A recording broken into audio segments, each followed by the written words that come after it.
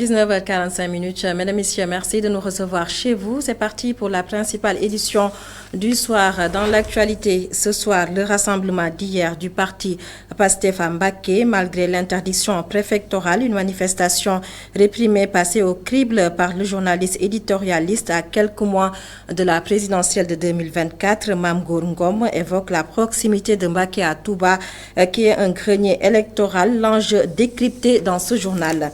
À Matam, des étudiants en sciences islamiques réclament une académie inclusive dans la future université Souleymane Niang. En collectif, ils ont fait face à la presse hier. Le compte-rendu de Amadou Omar Diallo à suivre dans cette édition. Dans cette édition également à suivre la saisine de faux médicaments à Kaffrine. Les soldats de l'économie ont mis la main sur une importante quantité de faux médicaments d'une valeur estimée à plus de 60 millions de francs CFA. Voilà pour les titres. Le développement, c'est juste après ceci.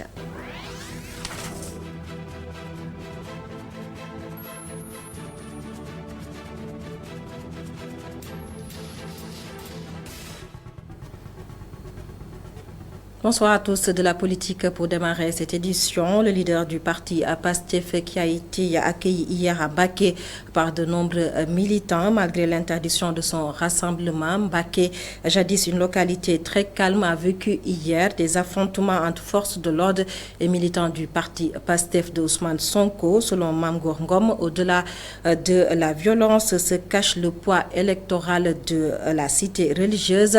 Mame Gor Ngom est journaliste éditorialiste.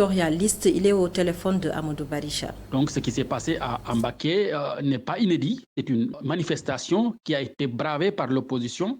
Et il faut dire que même si Mbacké est une ville un peu stratégique, elle est proche de Touba. Particulièrement, c'est un poids électoral conséquent et que qui gagne Touba pose des pas conséquents vers la victoire. Touba, c'est là où vit le khalife général de tous les mourides. Donc, à l'image d'autres cités religieuses, Touba est particulièrement convoité. Vous vous rendrez compte qu'à chaque fois, les hommes politiques commencent par Touba ou terminent par Touba. Visite hier du président de la République Macky Sall à l'Académie des métiers de l'aviation civile internationale. Une visite en marge du Conseil des ministres décentralisé dans la région de Thiès. L'Académie, un chantier qui a démarré en 2021. Isidore Alexandre Sen. Le transport en Afrique est en train de connaître une croissance remarquable. D'ici à 2035, il va falloir former des milliers de pilotes et de techniciens. C'est tout le sens de cette académie des métiers de l'aviation civile. À long terme, il faut former des Africains, mais surtout des Sénégalais, selon le président de la République. Pour lui, les infrastructures aéroportuaires doivent avoir une main-d'œuvre qualifiée. Autre objectif, faire du Sénégal un hub de référence dans le domaine de la formation aux métiers de l'aviation civile et de l'aéronautique.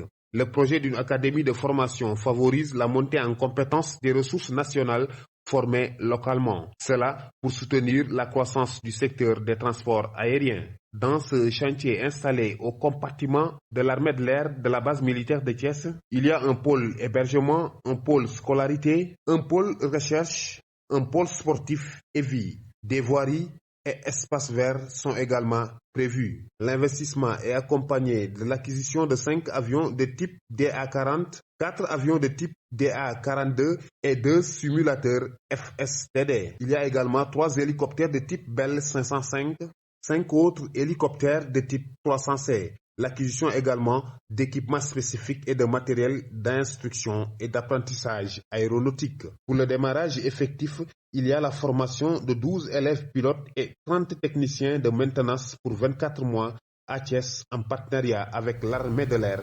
Cela depuis 2022. Isidore Alexandre Sen, la gestion de la sécurité au port autonome de Dakar, on en parle dans ce journal, une question qui intéresse les autorités portuaires. Elles ont organisé une session de formation dont l'objectif est de mieux outiller les travailleurs en charge de la question sécuritaire au port autonome de Dakar. Les détails avec le commandant Ismaël Bass, il est le responsable de la sûreté portuaire. Ses propos sont recueillis par Mafal Fall. Cette formation s'inscrit dans une continuité. En fait, le projet WICAPS de l'Union européenne, comme l'a déjà souligné le colonel Sanogo, là donc s'inscrit dans une dynamique d'aider d'appuyer, proposer des solutions à une bonne gestion de la sécurité des ports africains de l'Ouest et du Centre. Donc, le port de Dakar, en tout cas, a bien accueilli les propositions de WICAP qui nous ont été d'un intérêt assez significatif depuis bientôt une année et demie. Donc, c'est quelque chose de très appréciable. L'année dernière, ils ont eu à former via l'ISMI, effectivement, où nous avons le colonel Dosso et les autres responsables en sûreté. Là, donc, ils ont eu à former nos agents dans le cadre de leur permettre, en tout cas, d'améliorer leur capacité en gestion de la sécurité. Donc, pour ce coup-ci, une formation étalée en 48 heures.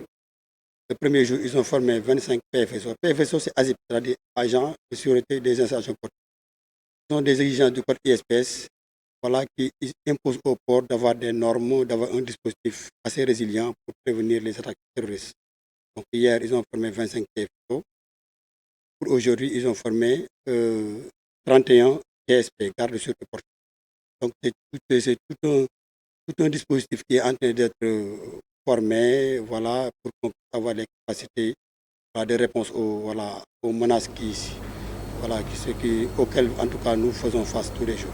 Et nous restons dans ce registre de la sécurité à Kaffrine. De faux médicaments d'une valeur de plus de 64 millions plus précisément de francs CFA ont été saisis par la douane.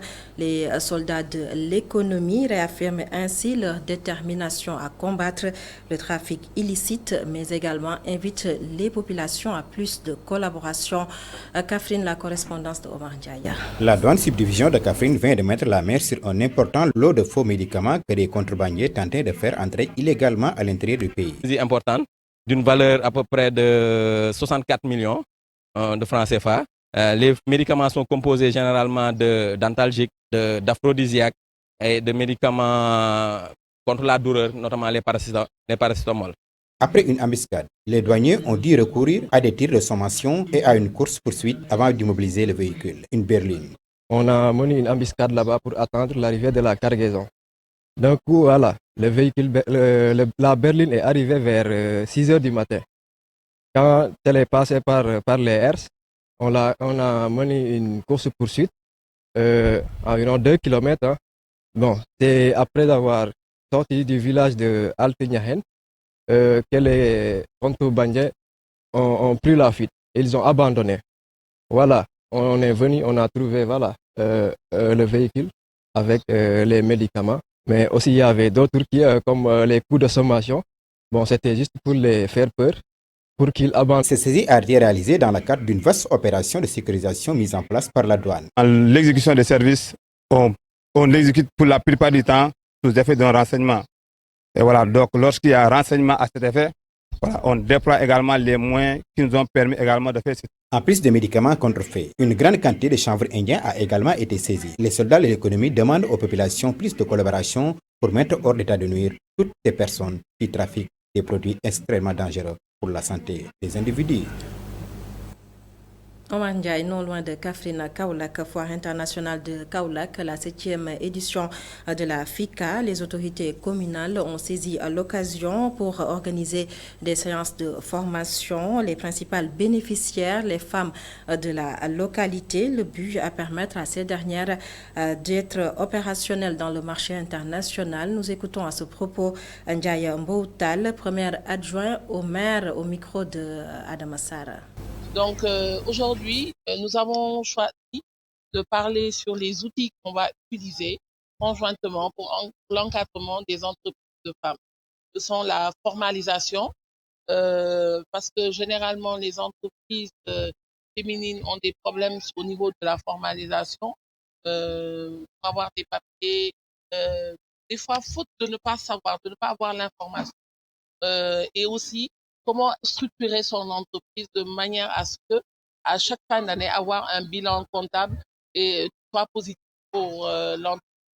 Donc, après cela, nous avons parlé de la formation parce que aujourd'hui, n'importe quel travailleur, que ce soit les entreprises de femmes ou les entreprises mixtes, doivent être formés pour être à jour, parce que maintenant, avec la digitalisation et les autres secteurs que requiert la bonne marche de l'économie, en fait, le monde va vite. Donc, elles ont tout le temps besoin d'être à jour, de se faire former pour être justement compétitives.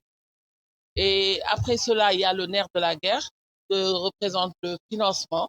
Donc, nous représentons l'entrepreneuriat féminin aussi est confronté à des problèmes de financement, vu que la plupart des secteurs classiques que sont les banques ne nous prennent pas carrément en compte, hormis quelques banques.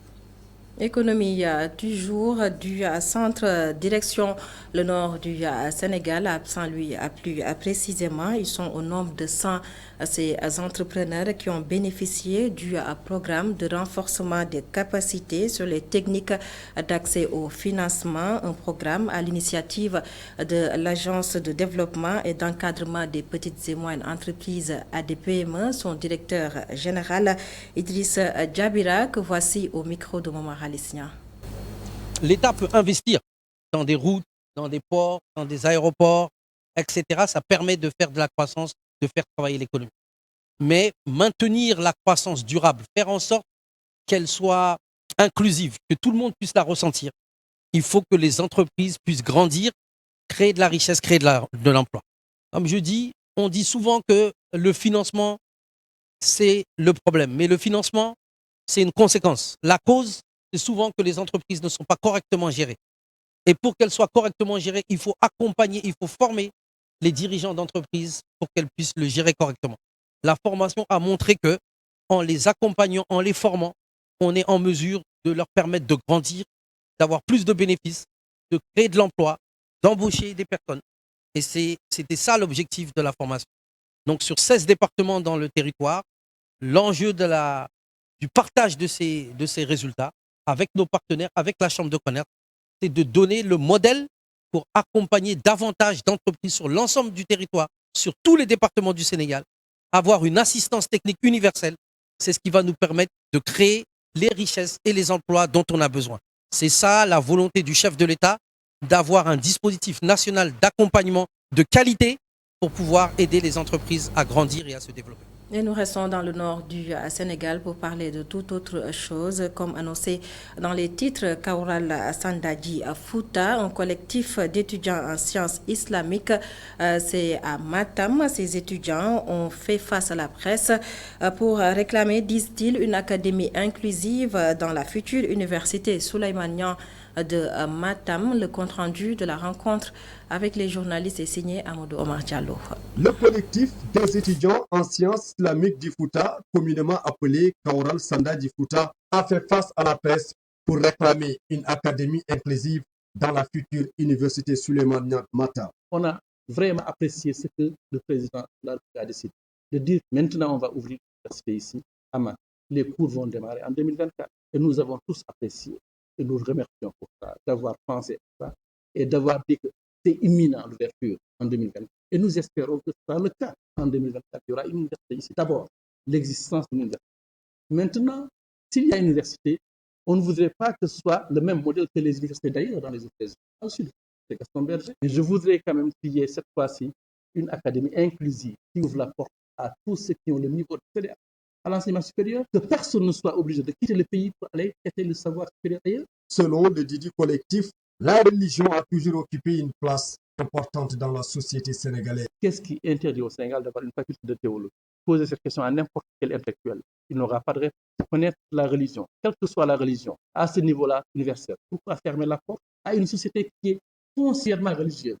Les membres du collectif invitent l'État à valoriser les foyers religieux qui sont eux. Date de plusieurs siècles. Les foyers d'éducation islamique sont des foyers à considérer. Les compétences qui sont acquises sont à considérer et à valoriser. Et pour cela, c'est la demande forte. 1, reconnaître ce système éducatif-là. 2, reconnaître l'ensemble des compétences qui viennent du système éducatif. 3, comprendre la fonction sociale de ceux qui ont fréquenté ce système-là. Indispensable. Inspirés par la vision de Thierno Souleymane Baal, les étudiants en sciences islamiques du Fouta prône pour une future université universelle où l'enseignement religieux aura sa place. Amadou Omar Diallo, Hambourg, la Petite Côte, la ziara annuelle de Thierno Mansour Baro prend fin ce samedi. La cérémonie officielle, une occasion pour le chargé de communication de l'événement religieux de revenir sur la vie et l'œuvre du saint homme Thierno Souleymane Gassama est avec Muntaga Kana. Thierno Mansour Baro est né à Hambourg vers 1925. Son père, Thierno Ahmadou Baro, l'a éduqué ici. Puis, il a confié son enseignement coranique à son premier talibé, Thierno Boubacar Gueye, en Mauritanie. Il est ensuite rentré à Hambourg. En 1956, au décès de son père, Thierno Ahmadou Baro, Thierno Mansour Baro avait 32 ou 33 ans. Thierno Seydou Nourou Tall et Thierno Mamadou Saïd, qui furent les plus grands marabouts du Fouta du moment, l'installèrent comme représentant, c'est-à-dire calife de son père. Quelque temps après, il se libéra de ses charges et informa les talibés de sa décision de porter allégeance aux talibés de son père, Thierno Mamadou Saïd de Médina Gounass, car pour lui, le titre de religieux ne s'acquiert pas par hérédité. Il a conduit lui-même sa voiture jusqu'à Nguinguinéo, où il gara sa voiture pour prendre le train et le mena à Médina Gounass. Il vécut là-bas, non pas en tant que fils de Thierno Ahmadou Baro, mais en tant que simple talibé. Il y resta jusqu'au moment où Thierno Mohamed Saïd le libéra, après lui avoir confié tous les secrets que son père lui avait donnés. Les propos de Thierno Souleymane Gassama sur la vie et l'œuvre de Thierno Mansour Baro, recueillis et traduits par Muntaga Kane. C'est la fin de cette édition. Merci de nous avoir suivis. Passez d'excellents moments en compagnie de nos programmes sur ITV.